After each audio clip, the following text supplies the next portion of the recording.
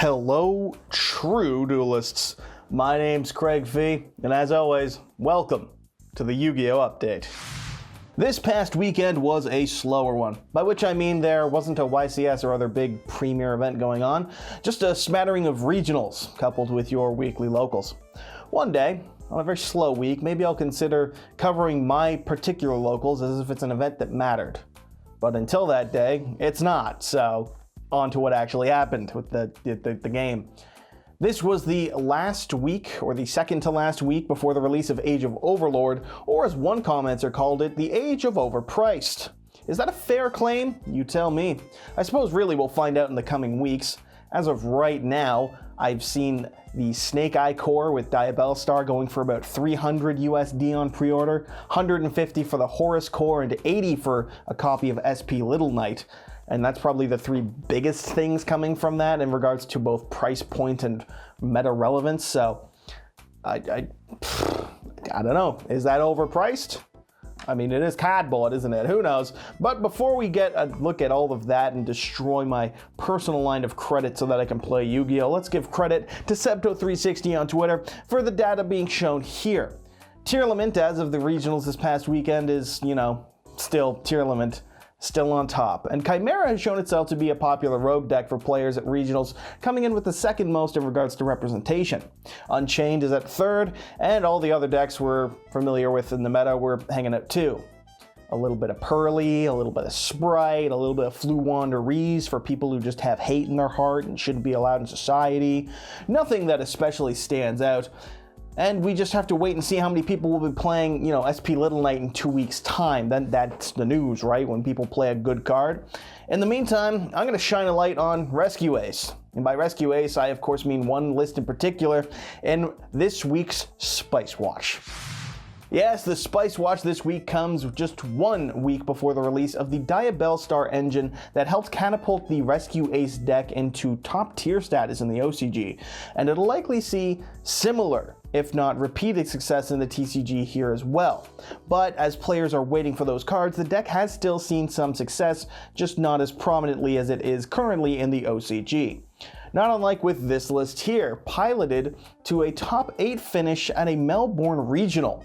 For the most part, this is a very run-of-the-mill Rescue Ace deck so far as I can tell. A small Bestial package of 1 Magnemite and 2 Druis Worm isn't anything new, and maining Droll is a personal preference sort of thing because Droll's good like that.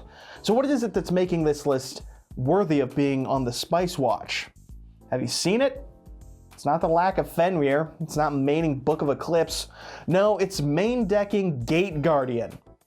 Yeah, the Gate Guardian is in that deck list, the single copy of 2002's own fucking Gate Guardian. And you might wonder, what the fuck is going on? That's a fair question. I was wondering the same thing too.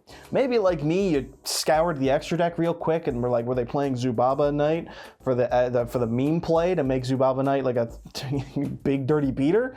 Maybe you looked for a wild monster appears because they just had the funniest tech idea imaginable and just needed a body and Gate Guardian was funniest. But no, there's nothing to do with it. It's just there. It's just in a topping list. A dead card to draw that you never want to see, apparently. There is a single comment on this deck list on YGOProDeck.com that states that apparently Gate Guardian's just a meme in the Melbourne Yu-Gi-Oh! Community.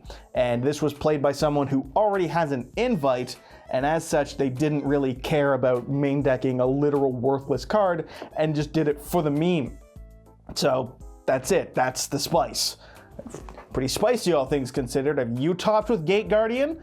Very few people can say that. Matter of fact, from my understanding, no one's done that. I think it's included in a single list from a 2002 Chainburn deck as like again a meme play. And even then, I'm not sure if that was real. It's just a list I found on the internet. This is the only thing we know resolutely that has topped with Gate Guardian. So kudos to the pilot, our new meme king of Melbourne, because that's some shit. I respect the dedication to the Guardian. In some upcoming pack news, OTS Pack 24 has been officially announced to be released on February 14th, 2024. A lovely Valentine's Day gift from Konami to the community, promising an ultimate rare printing of Rock of the Vanquisher, the Vanquisher Link 1. This is fantastic news for people looking to increase the value of their Vanquish Soul decks, a deck whose price I have not looked at since launch, but went nop, and I'm probably still right for saying nop, can't afford it, seeing as it just got second at a YCS. This is, of course, also a blatant taunt from Konami to the entire country of Australia, who I've been told hasn't even received OTS Pack 22 yet, but then I confirmed that by asking, wait, really?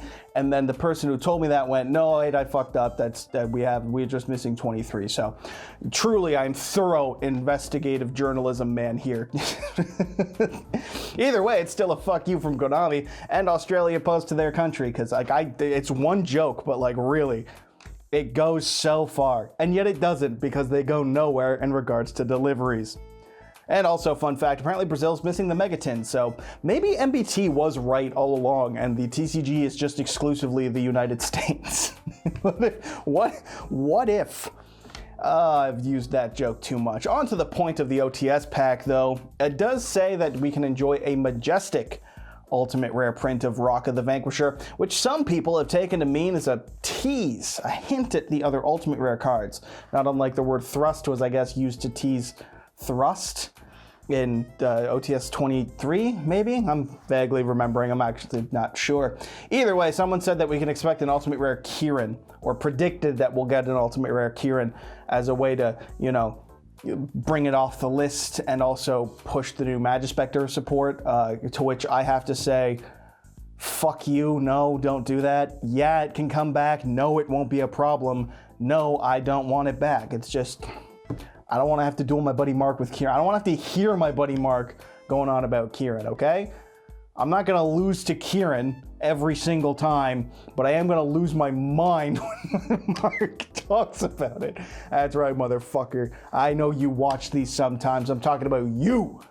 Either way, that's a prediction, and I guess we'll find out how right or wrong they are come the 14th, because that's when the set comes out, isn't it? So that's it. OTS 24, it exists. Next news story.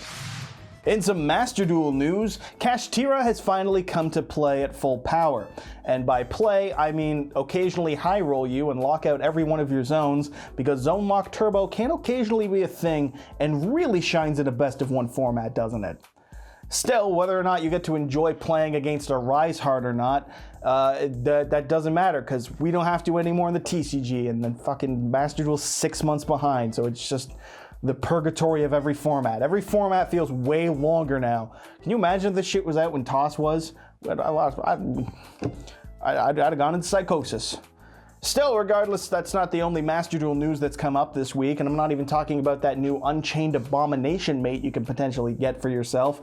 No, I'm talking about a bit of news in regards to the World's Championship for Master Duel 2024.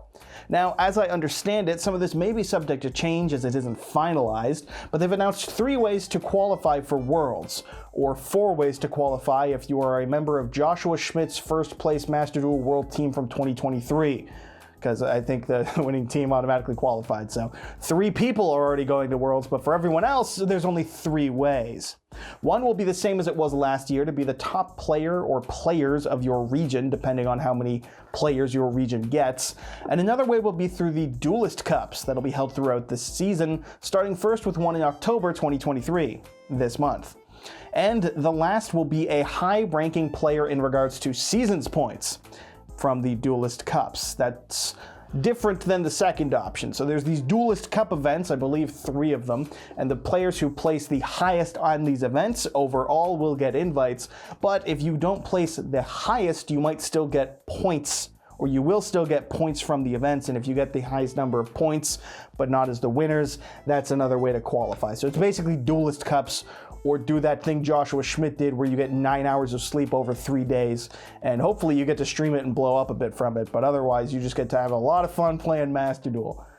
So get ready for that. Get ready for an unending Kashtira playlist, because that's what's up for the next little bit in Master Duel. I love game. There's also, of course, the MCS, the Return of the Master Circuit series. I don't have a script for this at all. I completely forgot about it, and I saw it on my phone as I was doom scrolling on my way home from work. But it's back. Registration was up as of Wednesday, and there was a little fucky wucky. It was a little oopsie boingo going on in regards to registration for the first round. But by the time you're seeing this, you're way too late, because the first event will be on the 15th. That is this Sunday, and then presumably there'll be events, you know, for about 3 months. It was last time. You can expect to be able to sign up, if you can get to that Discord link fast enough, on Wednesdays, the same as it was last year. So fans of the Master Circuit series, there you go. Whether or not I cover them this year, we'll find out. And also this week was a number of new card reports. 3 so far before this, and 3 coming after that. Wow, a content creator has made content. Truly, this is the news. We've got new Goblin cards, we got Tistina's Second Wave, we got a Gate Guardian card from the anime, and we got fucking Mag Macho Dragon. Huh? That's truly the stuff of dreams right there. And I haven't even talked about the fish and the synchro summoning yet. That's not gonna happen until later. That's after this video. You haven't seen it yet, unless you've already seen it, because time, fuck this segment. On to the next one. Please watch some of my videos, and if not, we're moving on. Thank you to LIFD for encouraging me to do whatever the fuck that last segment was on camera by allowing me to sell individuals, or attempt to sell them, the LIFD magnetic display, where you can put a little Visa Starfrost if you want. You can just throw that shit anywhere. You can put 1 of them in display, you can put 3 of them in display, you can put none of them in display, you could just have an empty display if you wanted. I don't know. The thing I do know is that the promo code's YGOstrats15, and that I am done for today. Thank you for watching. My name's been Craig Fee. I'm not sure which one of us had a stroke today, but I'm pretty sure it was me. So that's it. Hope you like seeing me getting heated and defeated, because this video is getting yeeted, as in I'm fucking done. Thank you for watching. Hit subscribe. A true duelist's approved. Impress your smoking Italian wife and be a true duelist. And that's it. That's it. That's it. That's it. That's it.